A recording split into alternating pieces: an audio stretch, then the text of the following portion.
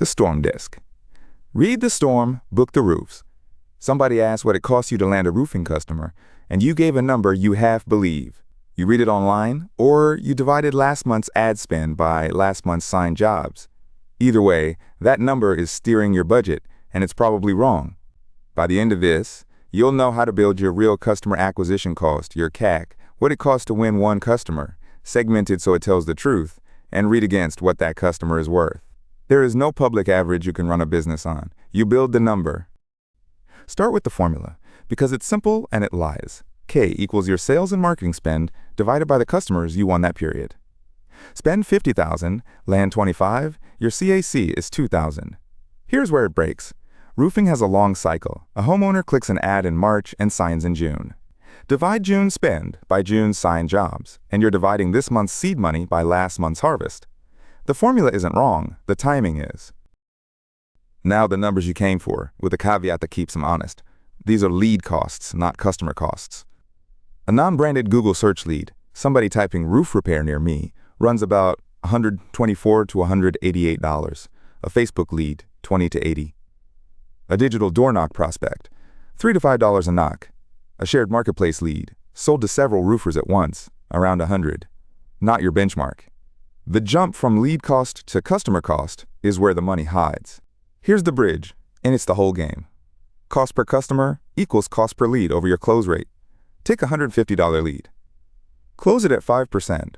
That customer costs $3,000. At 20%, $750. Nothing moved but the close rate, and the customer cost swung 4 times. So a cheap shared lead at 5% can cost more than an expensive, exclusive lead at 20. Cost per lead is a vanity metric. Cost per customer is the operating metric.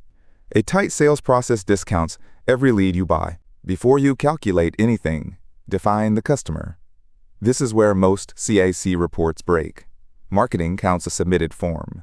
Sales counts a signed contract. Operations counts a completed job. Finance counts a paid invoice. All 4 say customer, and none of the numbers reconcile. So pick one anchor and write it on a 1-page dictionary the team uses. Signed job measures sales efficiency. Completed job measures what survives cancellation. Paid invoice measures cash. Run more than one, just never average across 2 definitions in one number. A mixed definition is a fiction with a decimal point. Now decide what goes in the numerator before you build a report. CAC should hold every cost that produced the customer. Paid media, lead vendor spend, direct mail, canvassing labor, agency fees, software.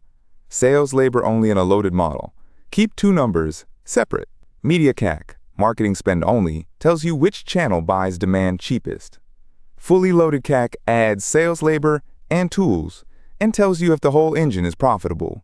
Track only media CAC and you'll lose money on sales overhead you never counted. And keep discounts out. A sign this week price cut is a margin event. Tag every cost back to a receipt, an invoice, or payroll. The IRS is plain that business expenses need substantiation, and that's not just a tax courtesy. Auditable is the only thing that makes a CAC trustworthy when you cut a channel or defend a budget. Sample it monthly. Pull 10 random leads and check the source label. A source with suspiciously low CAC usually has a duplicate problem under it. Trust the number after you've sampled it, not before. A single blended CAC is comfortable and nearly useless. It buries your best channel and your worst in one average, so when it drifts you can't tell which lever moved. Segment 3 ways. By source, because storm response demand converts at 25 to 35% when you reach the homeowner within a day versus low single digits cold. By job type, because a $1,200 SAC against a $12,000 replacement is healthy, and against an $800 repair, it's a fire. And by territory, because a distant lead can wreck crew utilization. Read every CAC against contract value. Track the whole pipeline, including what died. CAC tells you what the customers you won cost.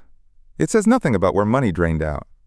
So count every stage, from lead to first contact to proposal, to signed to completed. The biggest drop-off names your fix. Expensive leads that close well mean budget discipline, not a channel cut. Cheap leads that never qualify mean better targeting upstream. Cancellations mean an expectation problem at the close. And log lost reasons from a controlled list, or you'll never roll it up. The fastest free way to lower your CAC is to answer faster.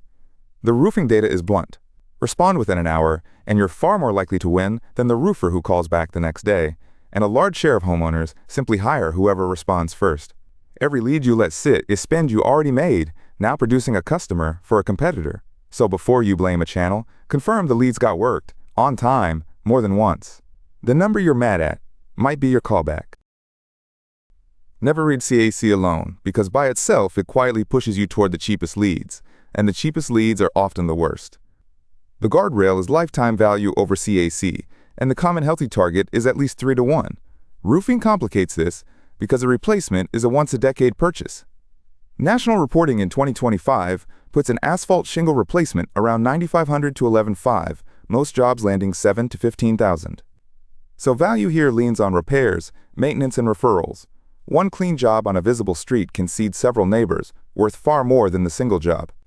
Season and storms move your CAC more than you think. Deep winter thins intent and makes paid leads look expensive when nothing about your channel's changed, so 1 month is a poor basis for cutting a source. A rolling 3-month view is the honest unit. Weather is the bigger force. A real hail event detonates local demand.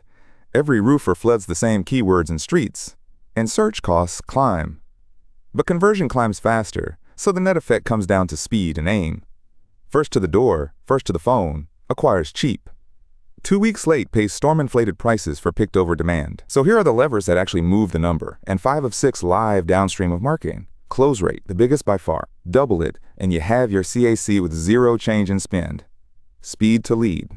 Targeting precision, every dollar pointed at a home that will never buy is pure waste. Cancellation rate, avoided job is a customer you paid for and lost. Source mix, toward referrals and past customers. And job size fit, sometimes you need a bigger job behind the same CAC. CAC is an operations metric in disguise. Here's where RoofPredict fits and where it doesn't. It touches 2 levers, targeting and record keeping. It pairs an estimated roof age range with per home storm physics, modeling hail and wind house by house instead of treating a whole county as uniform to flag which homes are plausibly due. So the mailer, the canvasser, and the callback skip the brand new roofs and land on likelier prospects, lowering cost per signed customer without touching your close rate. It does not inspect, diagnose, or decide coverage. Roof age is a range for aiming, not a date. The inspection still earns the sale. Close the loop. There is no public average to run your business on.